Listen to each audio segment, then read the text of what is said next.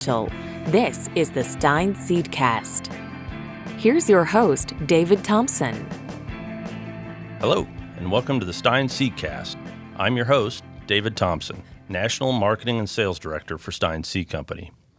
We've got another great episode lined up with special guests, expert insights, and discussion on everything you need to know about maximizing yield potential. On today's episode, we're going to be visiting with Chuck Hansen, Vice President of Production for Stine Seed. Chuck has been with Stine Seed Company for nearly 4 decades, and in that time, he's had involvement in nearly every single aspect of our organization. These days, Chuck oversees operations for our various soybean breeding programs, as well as overseeing all of our domestic and winter seed production initiatives.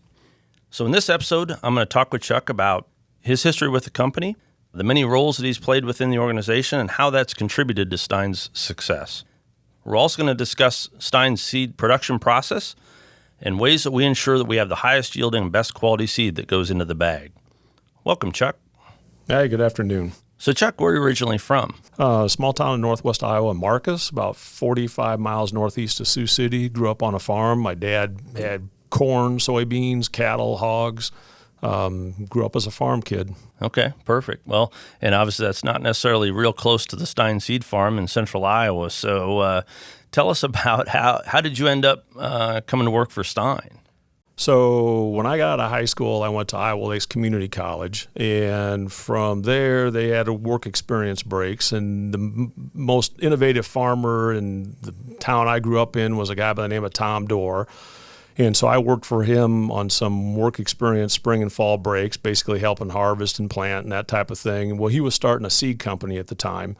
And like most seed companies, he was licensing genetics from Harry Stine. And he was willing to bring me on as working the farm operation part of the time and working seed production part of the time and then working sales part of the time. And when he started that, he decided that what you should really do is if you're going to do this, you need to learn about where soybeans come from. So he was always a guy that instead of just saying, well, go out and learn how to sell, he wanted you to learn it from the base up, from the ground up. So he made a deal with Harry that I would work for Harry Stine and Bill Eby in the soybean breeding program for 4 or 5 months. And then I would go back and work for Tom Dorr in northwest Iowa and in his seed operation and farm operation. So I actually worked for Bill Eby, and worked for Harry Stine and Bill Eby one summer in the soybean breeding program. And then Tom operated that seed company for a few years, decided he wanted to do some other things. He went on to other things in politics in different areas. And we had kind of a small dealer network in, northwest Iowa, a little bit of South Dakota. And he sold that dealer network to Harry Stine.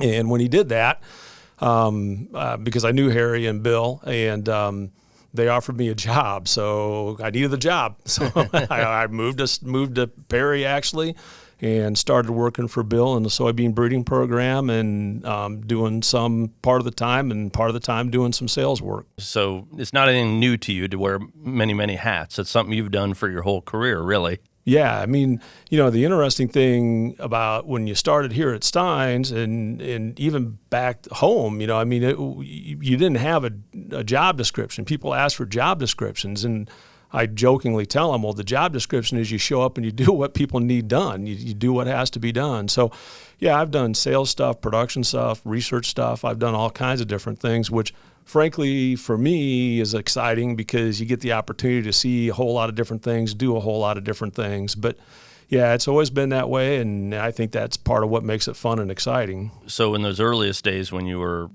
came down and moved down here and started working for the company, what kind of work did that involve then for you?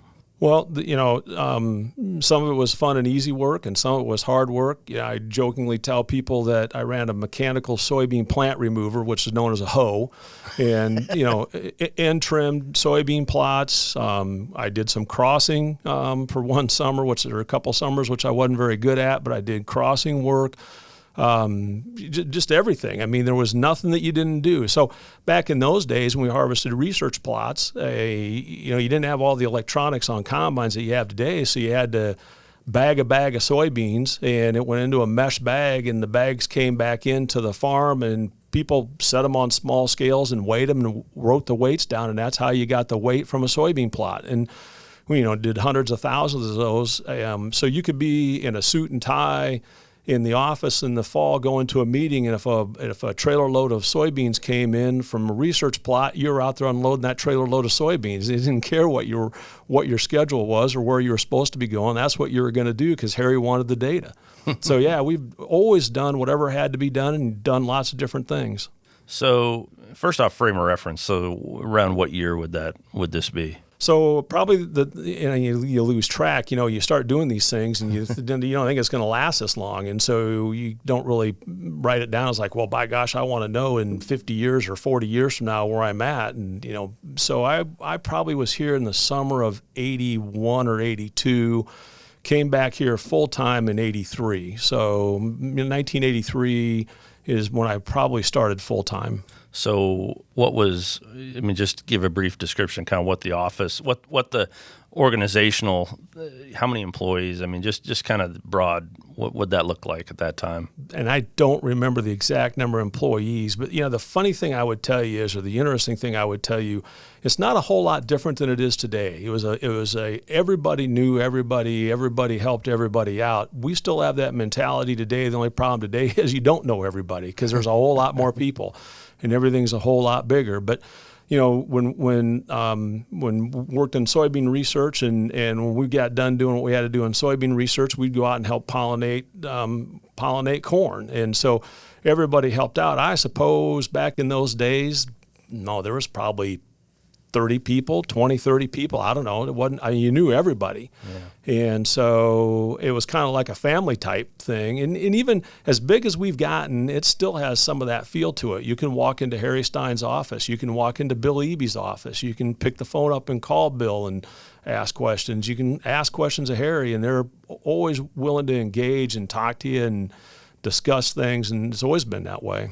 Yeah. No, I would agree. I guess what I was going to ask is when we're looking at, today, now looking back, you've had so much experience in your career to look at that. When you look back, are there things in those earliest days of the work that you were doing for Bill that were really, you look back and go, those were things that are already starting to separate Stine as a company, those sort of basic foundational pieces that maybe you didn't even recognize at the time, but looking back, you go, yeah, Well, a couple of things would come to mind on that. The summer I worked here for Bill before I went back to Northwest Iowa, and that fall, in those days they had, and still do, they have field days for the seed trade for the licensing side of the business. And, this was right after I got done working the entire summer in the soybean breeding program. I went to one of those field days, was looking at genetics and varieties, and there was all these people from all these different companies, and they're out in a soybean plot, and they're measuring stuff, and they're taking notes, and they're writing stuff down, and how tall the bean is, how far it potted off the ground, this, that, how many pods it had on it, all kinds of stuff. In the tent, and they had a cooler of pop in the tent, there stood Harry by himself drinking a pop. So I went over to Harry and I said, boy, either I'm a poor learner or you did a poor job of teaching me because I don't know what those people are looking at. And he said, neither do I. He said, I don't know what they're doing out there. He said, it's hot out there. He said, we just weigh them and take the highest yielding variety. But the coolest thing about that is that core principle that we had back there, that Harry and Bill had back then, that stayed with us in everything we do. So, people talk about molecular breeding. People talk about all kinds of fancy terms they want to put on things. But at the end of the day, and we do those things, but at the end of the day, what matters most is we do yield trials, we do them well, and we do a lot of them, and we let the data dictate. And that was the core principle back then. So, Harry and Bill, they didn't try to outsmart the system. They let the data tell them what to do. So that was one thing. And the other thing, frankly, that I've run across people that work for other companies that would have research plots right across the fence from where Bill Eby had a research plot. And they would tell you that they quit harvesting plots at 6 o'clock at night and Bill was going till 9 or 10 o'clock at night. And so the work ethic has always been really strong in the company. And there's been a lot of people that Harry and Bill have had in the system that have been really dedicated to that. So, Harry loves to joke about being part-time because you don't work 24 hours a day, and how could you have any more fun than doing this? And so, but I think the core principle of the yield dictates what we do. We don't try to get too cute about it. and the work ethic, I'd tell you, are the two biggest things that have separated us, and we've maintained those things as we've gotten bigger. Yeah, I think that's exactly right. So thinking about, again, those earliest days when you were a young buck out there, you guys working the plots, I mean, any inkling in your minds as you were working with that crew of what this company was going to become? None, absolutely none. Okay. I mean, you had no concept. You knew Harry and Bill were different than the average guy up and down the street type guy, just from an intelligence standpoint, from a commitment standpoint. And, the funny thing about Harry the good thing about Harry was he didn't care if you had a college education or you didn't have a college education or where your college came from or what experience you had. He cared about what you could produce, and he'd give you opportunity. And so, you had no idea back then. I mean, you were just going from one day to the next, doing what made sense, and always challenging what you do, always challenging everything. But you had no clue, none whatsoever. Anybody that would sit there and tell you, oh, boy, we knew this was going to grow, and Harry would tell you that he didn't know it was going to grow into what it is. Yeah, one time I think I told him we should write a book, and he said, well, you'd have to sell it as fiction. Exactly. No one would believe it. Yep. All right, so, I've known you for 24 years, so I know some of your story, but I don't always have the dates right. So you worked at Adel. You had a good background on our research, and then at a certain point, you kind of shifted gears and decided to get more into the sales side of the business. Tell me a little bit about that part. Yeah. So once again, there's no master plan to this, and so I'm walking down the hall one day, and Harry was in the hallway and said, you can either be back up. So I had done some sales work. So I was working in the soybean breeding program. In the winter months, I'd travel around and do dealer meetings, farmer meetings, grower meetings, because Harry he was a firm believer in, pounding on doors, basically. Get in front of the people, tell the story, tell them why we're doing what we're doing, why it works, why they should take a look at our varieties, Harry's varieties. So anyway, I would do that in the wintertime. The first winter, I think I did 99 grower meetings. There were a ton of days. I'd do 3 meetings a day, a morning meeting, a noon meeting, and a supper meeting, and did that 5 days a week. I'd do some on weekends, on Saturday mornings. I did them all over the place. And so anyway, walking down the hall one day, Harry's comment was, well, you can either be a sales type guy or you can be a corn research type guy. And I'm thinking, man, corn is hot in the summertime, and sales cars are air conditioned. So I don't have to be I didn't go to college, but by God, I can figure out real quick here what I'm going to do. So at that time, we did not have any sales east of the Mississippi. The first salesperson that Harry really hired, or sales manager, was a guy by the name of Paul Bissinger. And, we had Bob Harder and Harold Witzenberg and a couple of people like that Paul kind of inherited. But Paul had built the sales program for Stine brand soybeans. And it was predominantly west of the Mississippi. We didn't have anything going on really to speak of east of the Mississippi. So, I went to Harry one day and I said, I think I'll be a sales guy. And he said, okay, you need to go east. And that was about as much direction as he gave me. And, we never really sat down and talked about it. We didn't have budgets and projections. He just said, well, you need to sell more than what you sold yet last year every year. And so I moved to Lafayette, Indiana. And at that time, there was one salesman that was in Illinois, and his name was Ned Larson. And so I started hiring salespeople. There was another young guy that had worked in the soybean breeding program that he, was living or moved to Burlington, and he wanted to get into the sales side of stuff. And he had a little bit of Iowa and a little bit of Illinois. And I just started hiring salespeople. And we had people in Michigan, Ohio, Illinois, Indiana, had a little bit of activity in Kentucky, had a little bit of activity out on the East Coast, and spent, 8 years roughly doing that. I hired the salespeople, hired the production plants to produce the soybeans for us, just did all that. So this would be kind of mid 80s in there. Yeah, somewhere. 5, 6 to whatever 8 years after that would be. So, yep. So really set up all that kind of east of the Mississippi into Indiana, Ohio, Illinois, that area. Yeah, it was the first sales we ever had really out there was, the stuff that we had done and when I moved out there. I'd imagine it's certainly at that time, Stine would not have been a household name to somebody in the state of Indiana. So how how did you go into that totally new area and try to represent Stine to an unknown audience? Well, the good thing was I didn't know any better, so it wasn't like, and I didn't have anything. I wasn't handed anything that I could mess it up. So you had basically a clean slate. And Harry, in those days, our marketing budget was based on previous year's sales. So if you sold one bag of seed the year before, you got 10 cents.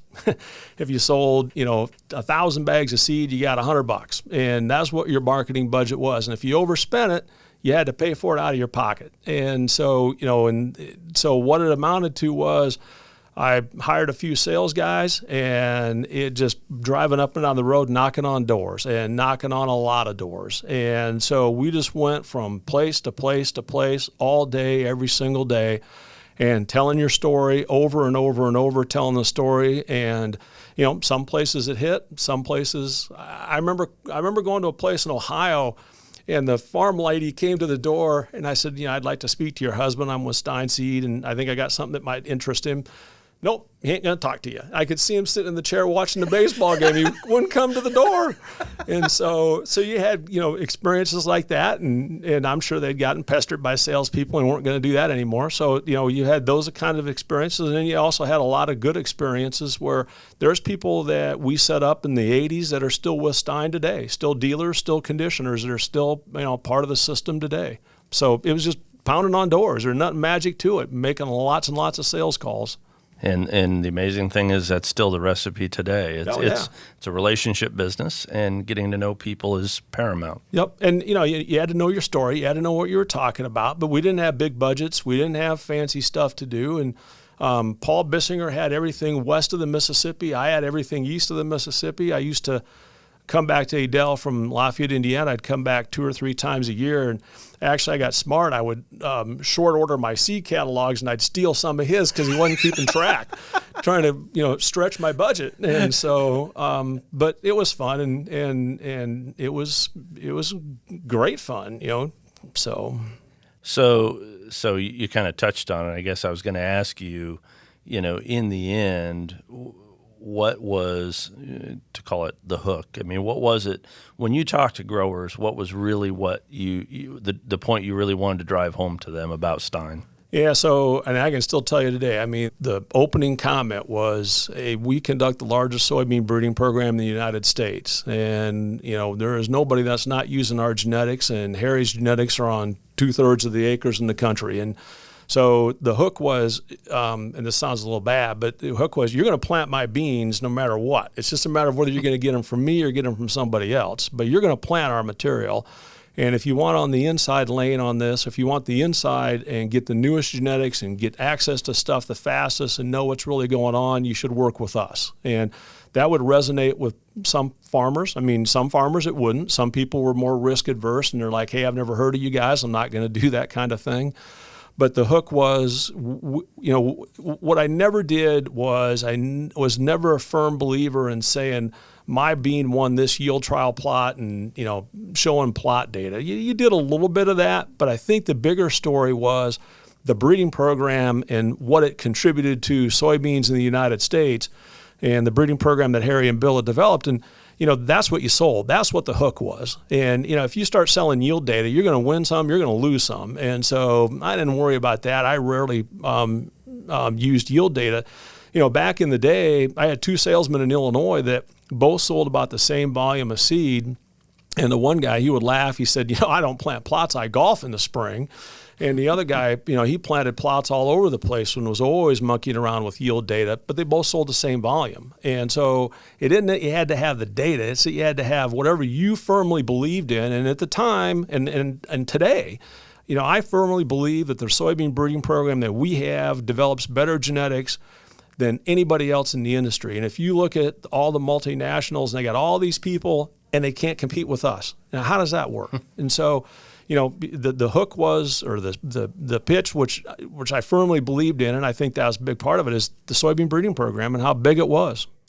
I'm also reminded that during that time period we're talking about, of course, there was the logo and sort of the tagline for Stine was home of the new varieties, right? So, I mean, do you have any story on that? Or Well, so I think Paul Bissinger kind of came up with that because Harry told him you couldn't go out and tell people that they had the same genetics, that their stuff was coming from Stine. So I think Paul, being clever, thought, okay, if I can't say that, I can say we're the home of the new varieties. And so I think that's kind of pretty much how that came about. So Yep. And use that successfully for a number of years. Oh, yeah. One of the things I was going to ask you about, one thing that I've learned, I mean, I've been here 24 years, and certainly we're not afraid to try darn near anything. I mean, I think every facet of our organization is driven a lot like a research program. We'll try 100 things, 99 of them won't work, and that's okay. And it's just a little different approach. But even as I look back through our marketing, there's been different things. And one of the things I was going to mention in the catalog, and I think have seen in the 80s, there was this idea around what were soybean blends. That was completely foreign to me when I saw this, and I just thought I'd ask you about that. Well, so to be honest, there's a few companies today, I think Cropland maybe, there's a few companies today still sell blends. And if I thought you could get away with it, you still should sell blends. And because you don't know from year to year that variety A or variety B is going to be the best. And what we did, or what Harry did back in those days, is we blended our best varieties and sold them as a blend. And so I think it gave you more even performance at a high level. Now, if you knew the weather conditions and the day it was going to rain and the day the sun was going to come up and all that rigmarole, if you knew exactly what the season was going to be like, you could have probably planted one of those two varieties and ended up better off. But I would tell you, you don't know that. And back in those days, the connotation with blends was that was the junk, that people took the floor sweepings, the garbage, and put in and made up their blends. Well, we didn't do that. And we made our blends up of our best varieties, and we even stated what the components of the blends were. So people could see them as blends, or they could buy the individual components if they so choose. A lot of people didn't. They just had blends, didn't tell you what was in them. And, we actually did one year, or a couple of years, we did field-grown blends, 10 varieties, grown in the field together, harvested them together, dumped them in the bin, got them all blended up by going through the handling equipment, the harvesting equipment, 10 different varieties blended together. And so, and again, that was one of Harry's. Harry's always innovative in everything he does, and he's always trying stuff. And when he tries something, boy, we don't try it let's try it on a few acres over here. We do it, we does it big time. Right. I would tell you that the field-grown blend idea probably has lots of merit as a production person. I was pretty happy that it didn't take off. It didn't take off any more than it did. But yeah, I mean, I'd still tell you blends are great. We should still sell blends. I just don't think you can get away with doing it. The interest level's not there. So, but it was kind of a thing that was in vogue for a period of time at that time in the probably later 80s or early 90s. Yep. And I think way back in the public days, people sold blends, but I think they usually, a lot of times those blends were put together to make up for a problem. We were putting blends together because we had two high yielding varieties. You didn't know which one was going to be best. So let's blend them together, and you're going to get, you're going to really have consistently high performance. Was our idea. Interesting. So after all of that work, setting up the sales on the east part of our territory, then you found yourself after a period of time coming back to Iowa. So I guess tell me about that transition. Yeah, and again, same old story, not by design. So in those days, Harry had an interest in a couple of seed companies east of the Mississippi River. And he decided that he was going to merge those all into the Stine brand name instead of operating as independent entities. And when that happened, it didn't make sense to have for me to be out there as a salesperson. He had sales expertise through those people, and they were born and raised out there, and that's where those people were from. And we needed more help back here on the production side of stuff. So I just basically moved back here and started working on production. And that would be like early 90s? Yeah, early 90s. 92 or so. Yeah, someplace in there, yep. So that really put you just squarely in the production side. And I'm sure when you're out east, you were working with conditioners out there probably to some extent as well. So it wasn't, and then in your background. So you were overseeing at that point really the interaction with all the different conditioners we have in our system. Is that right? And I can't remember exactly. We bounce around between 40 and 50 some odd conditioning facilities. And I knew quite a few of the conditioners in the West because, Patterson Seeds, I'd worked with them way back when I first started with the guy in Northwest Iowa. Patterson Seeds were cleaning beans for us. And I'd done meetings before I went to Indiana. I'd done meetings for a lot of those conditioners. We've got a ton of conditioning people that have been in the system for 30 plus years, 20, 25, 30, 35 years. And so, I knew how it worked. I knew what it meant to contract with seed acres. I knew what that looked like.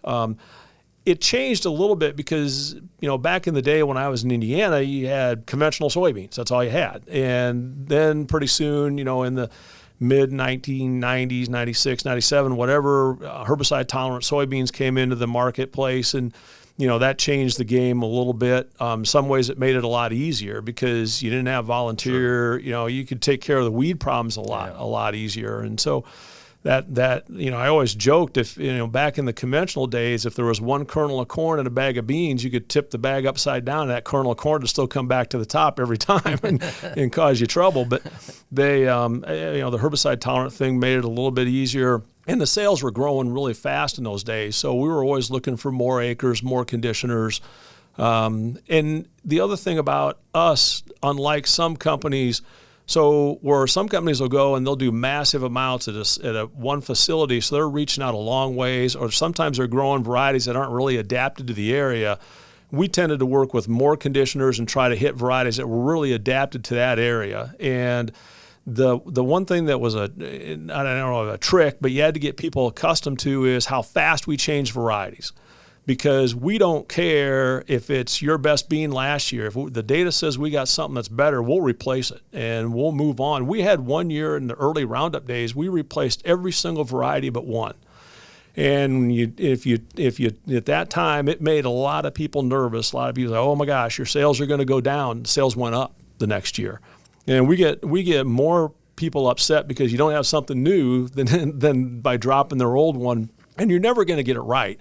I mean, you either keep something too long or you got rid of it too soon. It's going to happen, and it's what it amounts to. And what Harry's taught us to do is, if there's better varieties, get rid of it too soon, because the data, if you go with the trend and you go with what the data tells you to do, you'll be right more than you're going to be wrong. So setting up seed growers was always a little bit of a trick because, we were change varieties on them rapidly. Yeah, and probably to the nth degree, to your point, Stine is a product-driven company, probably more so than anything I've ever seen. Yeah. And to your point about changing products, and I think what we've seen in the industry is it's kind of getting better. I mean, people are starting to move that direction as well, but I'm sure in the earlier days it was a challenge because the product's moving so quickly, and it's live by the sword, die by the sword kind of mentality when looking at that data.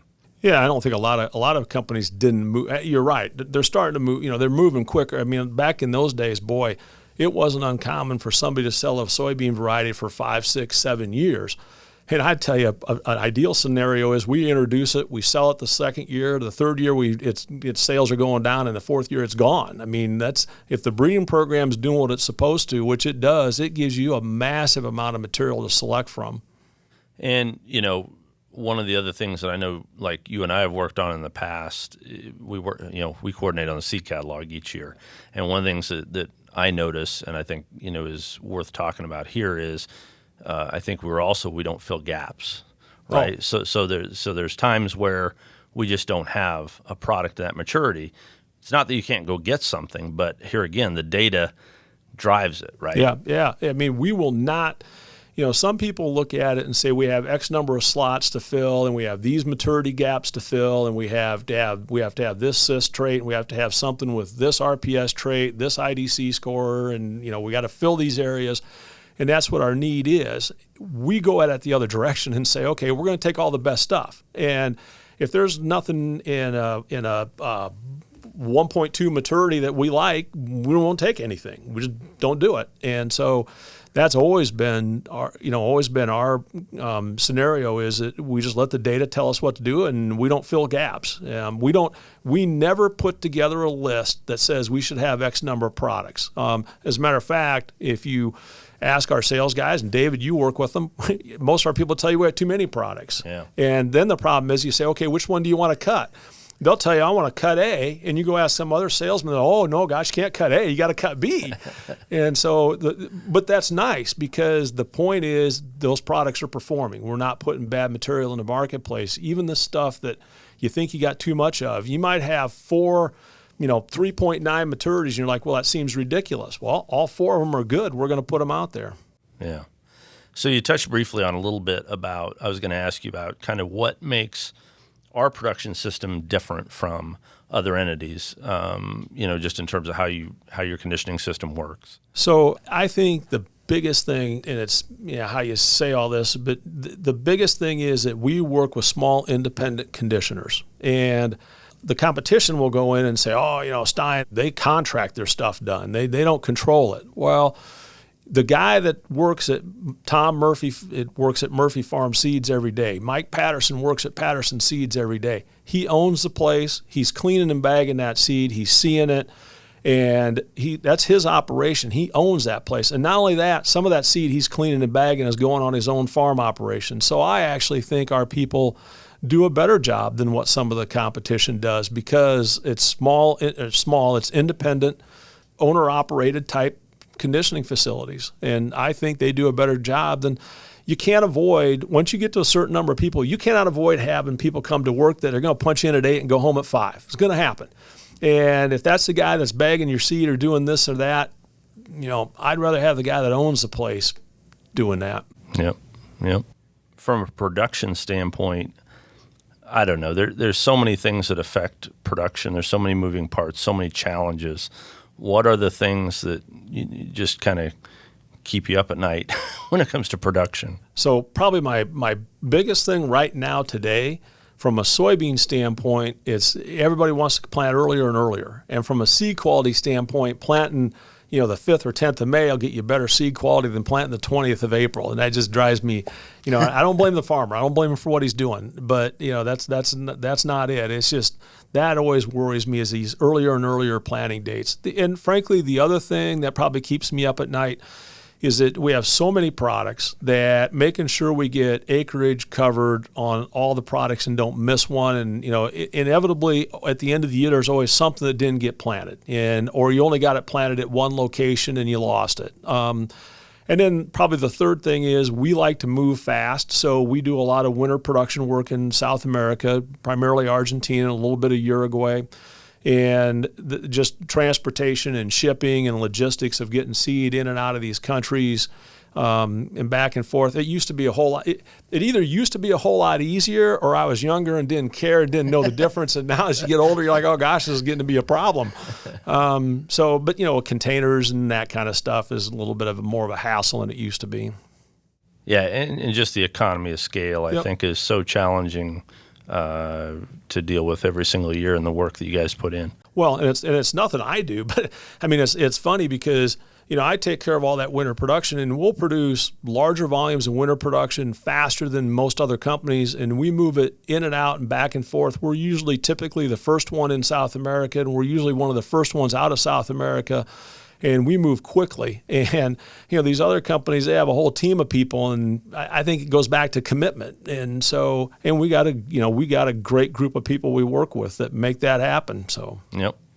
A lot of things have changed in the soybean breeding business, the advent of traits and all of that. I guess I'm curious, as you've, kind of re-immersed yourself in that part more recently, what are the things that are just the most different to you about maybe compared to, the 80s and 90s? It's a little bit like talking about these guys in the soybean breeding program. We've been fortunate in the production side of the program that we had a gentleman by the name of Chris Slurry that's come in and really taken over a lot of day-to-day operational things when I started doing more with the soybean research program, and has just done tremendous about doing that. And I want to make sure I mention him as well because he's tremendous to the system. Yeah. Probably the biggest thing is you used to raise conventional soybeans. Now all of a sudden I've got Enlist E3s, I got Liberty GT27s, I got conventionals, I've got Extend, I got Extend Flex, and Extends are gone for all practical purposes, but Extend Flex. So now, not only do I have so many varieties coming through, I got so many varieties in the given maturity that's in each one of these herbicide packages that it really blows your product lineup up. I mean, you just get a lot of material to look at. From a breeding standpoint, it's all about numbers. I mean, Harry and Bill will tell you it's a numbers game, and what they taught us is Harry's classic story. If you're going to pick a basketball team and I'm going to pick a basketball team, and you can only pick out of a small pool and I get to pick out of a huge pool, who's going to win? Well, not because I know anything more than anybody else, just because I get a bigger selection pool to pick from. So if you're going to do these breeding programs, what you have to do is you have to maintain scale, size in each one of them. Because if you have a teeny tiny program, you're not going to compete. It's just not going to happen. So what's happened is when I started, we had 100,000 plots. Today, this year in 2022, we'll have 1.2 or 1.3 million plots on soybeans. And at 116 or 15, 16, 17, 18 locations, whatever Doug Beavers could tell you, Rodney could tell you, and then from a nursery standpoint, and what Justin Mason and Ryan Main doing from a nursery standpoint, just the sheer amount of single plants we have, bulks that we have, trimming those numbers down. And when we pull 400, 500,000 individual single plants out of bulks, and to get that down to a manageable level, but you have to have that with each one of these herbicide programs. And what you can't do is you don't want to get too cute or smart and think you know where the world's going. So we don't not do things. I mean, sometimes we may look at, we're working with new herbicides or new traits that are going to come in the marketplace in the near future. We're doing stuff with those things right now, and there's stewarded traits that we're working with. Some of them you say, boy, I don't know if that makes sense. Well, trust me, you probably don't know if it makes sense or not. Back in the early days of Roundup, the very first Roundup beans did not compete with conventionals. And you say, well, why would anybody pay $5 more to buy that? Well, where did that go? So you don't want to think you know more than you do, and so you stay with the core principles of the program, and you have a large program. So before I leave the production area and kind of this, what I'd call period of time, I was going to ask you about, there's a number that's kind of sacred in our system, and that number is 2250. Yeah. What do you want to tell a little bit about that story? Well, so 2250 is, 2.2, 2.3 maturity soybean that virtually there ain't a farmer around that planted from a 1.8, 1.9, 1.7 maturity to a 2.6, 2.7, 2.8 maturity that didn't plant 2250s. And, what other color bag you bought it in, but that thing was, there's every once in a while you'll come across something that's just, steps and leaps and bounds ahead of everything else, and that was 2250. That variety, we had a variety before that called 2050 and then 2050 plus, and it was extremely popular, but 2250 has probably been the single most popular soybean variety that ever came out of the breeding program. It was just hugely successful, and it would go east, west, north, south. It didn't matter. So it was hugely successful. And that would have been, kind of early 90s time frame. Yep. And really it probably helped accelerate some of the growth, even that we saw in the branded business. Yep, exactly. Oh, yeah. It was, and the thing is, you get spoiled when you sold that thing because you didn't have to know much. You just said, well, plant 2250s. You just tell everybody, plant 2250s. You knew you weren't going to go wrong. So, yeah, it was great. Yeah, that thing was a lot of fun to work with. So maybe that was the one time we sold based on product and not system. Yeah, that's exactly. Yeah, you're exactly right. That's one so I know companies back in the day, they always wanted to put, some companies, they'd put a hybrid, a soybean variety or corn hybrid on their caps and their jackets and stuff to promote a certain variety. And I was always definitely opposed to that because we wanted to sell the system, not the varieties. 2250 would have been the one I said, yeah, put that on there. That works. So more recently, in the past several years, you've also taken a significant role in the research back into the research part of our business again. Is that fair to say? Yeah. So, I mean, the soybean breeding program, and I don't, Jason Bain does with Harry does the corn breeding program, and Kelly Muir, the soybean breeding program has a great group of guys. And so, Bill Eby started that thing with Harry way back in the late 60s, whatever it was. And, there's been Rodney Pennico, Ryan Main, Justin Mason, Doug Beavers, Doug Smith. I mean, there's a group of guys there that have been around for, just like you, 25 plus years, that have worked in the soybean breeding program, that have really driven that thing. And, what I do, frankly, is I just kind of shepherd stuff along. I just kind of help facilitate. I mean, those guys really know what they're doing. They make the day-to-day things happen and operationally make things happen. And we're like everybody else. I mean, we tell the stories just like, by gosh, when I was a kid, I walked through 12 foot of snow to get to school type stories. And we talk about back in the day when you had to end trim, and, we had, now we've got not enough, but we've got some combines with cabs on them. Those guys all came through the world in combines without cabs on them, and it didn't matter how cold it was. You were out combining plots. And so, but there's a great group of people that run that breeding program. Bill started all those people. Bill is still the sounding board for everything that we do. Bill and Harry are. And so, but then there's that core group, and, I forget how many people are in soybean research. Plus we have, back in those days, there was Adel. And now we have a research station in Horace up by Fargo, North Dakota. We have Olivia, Minnesota, Sheridan, Indiana, Forest City, Arkansas, that are, we got Jim Gappins, Jason Long, Pat Grams, and Stuart Sundit that all head up those stations, and they're very dedicated guys. And I think what's interesting to me when you look at that group, like you said, you've got Bill, who's been, I've lost track, it's 52, 53 Yep. years, something like that. And then you've got, in his close circle, Doug Beavers, Rodney Pennico, Ryan Main, Yep. Justin Mason, all of them with multiple decades, right? Yeah. So Oh, I yeah. mean, the longevity there is just absolutely tremendous. Yeah, and the key thing is that they learned from Bill. They learned work. They learned how to do these things, and Bill taught them. Harry taught them, and you can't replace all that. I mean, it's interesting to me. There's two ways to look at it. You get companies that they change people all the time. Somebody new's in charge of this, that, or the other thing, and they're changing people, and people are moving around through the company. And I think that's good because you get exposure to a lot of different areas. I think we accomplish that a little different way. We like to have the continuity in what we do because people know, but we want people to know everything that's going on in the system. So everybody's very open about what's happening in other areas of the company so that they are familiar and have a bigger picture look at what they're doing. So you talked about all these various programs. Any scoop on any new things coming? Oh, there's a cyst trait that people are working with, that we're doing some work with. There's some other herbicide traits, stacks mostly, with some different herbicides that people are doing work with that we're involved with. In the breeding programs, we maintain a huge conventional soybean breeding program, and not because we're going to sell conventional beans. We need high yielding lines to put whatever trait in that comes along. The other thing that frankly is coming down the road, they're building these oil, these plants to make soybean diesel out of, soybean oil in, the Shell Rock and Western Iowa and so forth. And, Harry and Bill, again, they've always taught us you can move genetics wherever you want. You can make high oil beans if you want, or you can make, short beans, tall beans, you make them do whatever you want.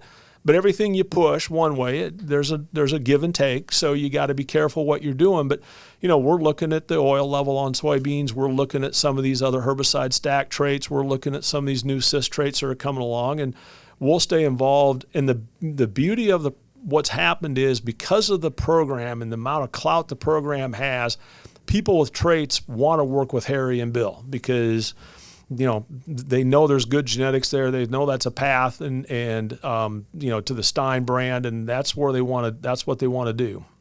On the soybean side, all roads seem to lead through Adel. Yeah. I mean, it's an egotistical thing to say, but like I said at the beginning, you're going to plant our beans. Ain't no question. You're going to plant them. It's a matter of where you get them from. And if you want to be on the leading edge of that, you buy them in a Stine bag. But yeah, I mean, they all roads. If you think about what Harry and Bill have done for the American farmer in soybean production over the years, and it's more than just what we've done. Other companies have seen what those guys have done and started to emulate that. You know, Harry will tell you the story back in the day. You go to these universities and they're plant breeding people, you know, they would have progeny rows and they would take notes and they would visually select things. Well, you know what we don't do? We don't visually select anything. We don't care what it looks like. Care what it yields, don't care what it looks like.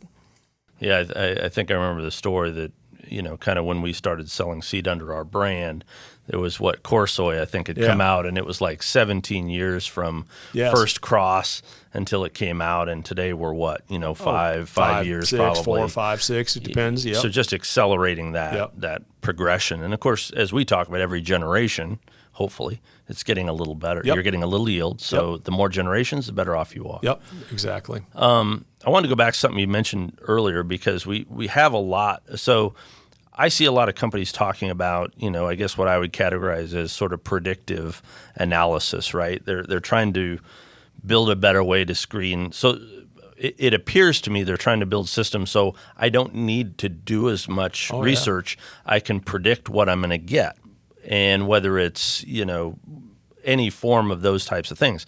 And I guess what I want to point out, you know, we have a lot of those resources that we're doing today, but it would appear to me none of those so far has replaced the old trick of keeping the heavy bag, right? Yeah, that's exactly right. And, you know, it's funny because what you don't want to do is you don't want to ignore these things. You don't want to say, oh, that doesn't work. Sure. And partially what happens is because I remember back in the day, Almaco had some sort of a combine that they had developed, and I forget, for Garst or something. I don't remember who it was for. It doesn't matter. Some other company.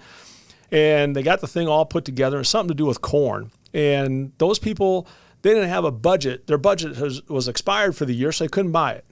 And Harry's like, well, we don't have budgets. If it makes sense, we buy it. And so what we don't do is you don't want to pretend you know something. So on this predictive type stuff, running yield trials is expensive. And so when you do 1,200,000 plots and it costs you $10 or $15 a plot to do a plot, you know, that's a lot of money. It's a lot of people. And hiring people in this day and age is a problem, right? So anything anybody can do, they've got budgets they're working off of, they've got, you know, restraints that they're working off of. We don't have those. Harry doesn't put those in place into our system. If it makes sense to do 1.2 million soybean plots, that's what we'll do. If it makes sense to only do 600,000, that's what we'll do. And so we let the outcome, we let what's going to benefit the farmer that's going to buy our product, buy your, you know, Stine brand soybeans and Stine corn, what's going to benefit them, that's what dictates what we're going to do. Because Harry likes to say he's a farmer, right? So I think those people look at those things because they're looking for a way to cut costs, you know, cut personnel. What we've never found is we've never found anything to replace good yield data. That's still where things come from. And, you know, the thing about mapping and all that kind of stuff, there's a case for it. You know what I don't want? I don't want something I have already. I want the thing I don't have that's better than what I have. Now, to get that thing that's better than what I already have, I'm going to throw away thousands and thousands and waste lots of money on lots of things that are no good. But, you know, we're looking for the transgressive segregate. We want the thing that's higher yielding than its highest yielding parent, earlier than its earliest parent, or later than its latest parent. That's the things that we want. And so we don't know of a way to find that consistently other than doing yield trial work. And so we keep doing that. Now, like you said, we marker, we look at stuff, we do all these types of things, and we're always playing around with the breeding program. We've always got little projects going on that, you know, accelerated breeding or this or that, where we're trying to do different things to see what happens.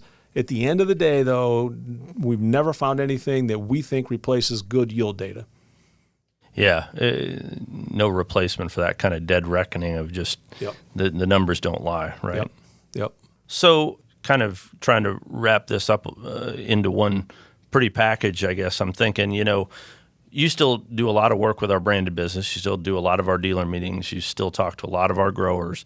You know, curious, what would you want growers, soybean growers, to understand about particularly about the seed production part of the seed business?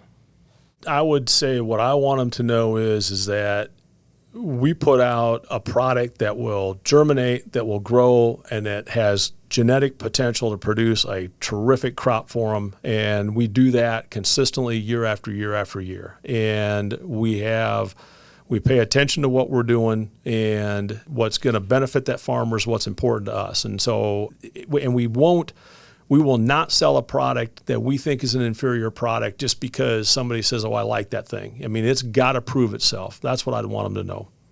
And in terms of, we touched on the fact that obviously we have other facets of our business beyond, the branded business. But, when you're out talking to growers, what do you want them to know about Stine Seed Company as a brand? You're going to find any better soybeans any place in the world, any place. If I've told farmers for years and years and years, if you buy 4 of my soybean products, one of them is going to be a bust. One of them is going to be the best thing you've ever had. 2 of them are going to be about right where you think they ought to be. But if you buy 4 of our products, you are going to have an overall average yield or an overall yield that's going to be better than going out to any of the competition. And there is no one that can compete with us on soybeans. Now, will they have a hot variety someplace along the way? Absolutely. Somebody's going to come along with something that's really good. We talked about 2250. Back in the day, Asgrow had 3127. It's a great product, wonderful product. But year in, year out, if you stay with the system, you plant, 3-4 of our soybean varieties, you're not going to find anything any better out there. There's no one that'll produce better product for you. And the other thing I think that's really important is they need to understand that Harry Stine is a farmer. And what he does is to benefit the farmer. And that's always a core principle of what is always built, what's built the program. And that's really critical to him and to our culture. Yeah, absolutely. So, you've been at this a long time in the seed business. When you look back, I'm curious what would you want your legacy to be? Oh, nothing. I knew you were going to say that. You know what? Harry and Bill were nice enough to give me a job, and they keep me employed. So that's my legacy. I think all we did was we took care of the program that Harry and Bill gave us and made it work. And so, we were committed to it. We worked hard, and I don't know that there's any legacy to it. I didn't get fired, so I hung around. So I don't know. That's the answer I expected. Ever the humble. Last question. If you went back to talk to your 20-something self, what would you say? I'd have said work harder, drink less beer. Back in those early days,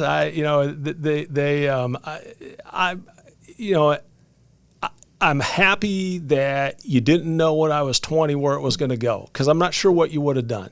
So I'm happy for the ride. I mean, it's been a fun ride. And so now I don't know that I'd tell myself anything other than just had done more. Use some of your time more productively when you could have.